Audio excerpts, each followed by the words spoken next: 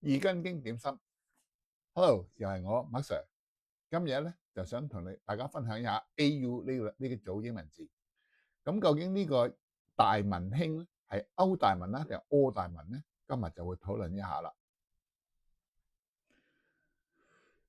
AU 一向都係個有爭議性嘅發音，汽車品牌 AUDI 奧迪咧，經常有人爭論佢嘅讀音應該點讀，應該係 Audi 啊定係 Audi。傳統嘅英文拼音咧，AU 應該讀 O 嘅，譬如話 auto、audio、because。咁按呢個原則咧，Audi 咧就唔啱嘅，應該係 Audi 嘅。但喺香港人嘅拼音裏邊咧，AU 讀歐就係大個人有嘅概念。大部分姓歐嘅人咧，佢哋嘅英文名咧都係 AU 開頭嘅，而本地嘅地方名 AU 咧都係發歐音，譬如 Old Town Court 牛頭角。AU 等於歐咧，喺香港人嘅心目中咧係根深蒂固嘅。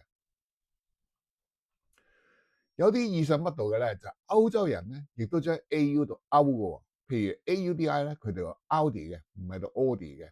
所以正話嗰個總結咧又錯咯，應該 Audi 唔係 Audi。呢個歐同柯嘅爭論咧就更加嚴重啦。好多人嘅心目中咧都好矛盾，直接就影響咗佢哋對呢啲以下啲字嘅發音有啲困惑。譬如話呢個 astronaut、nautical、nausea 呢個 no 字咧喺英文發音裏邊其實係幾直接嘅，冇乜困難，冇乜特別嘅。但係好多人咧心中有咗呢個矛盾之後咧，呢幾個字咧就變成難字啦。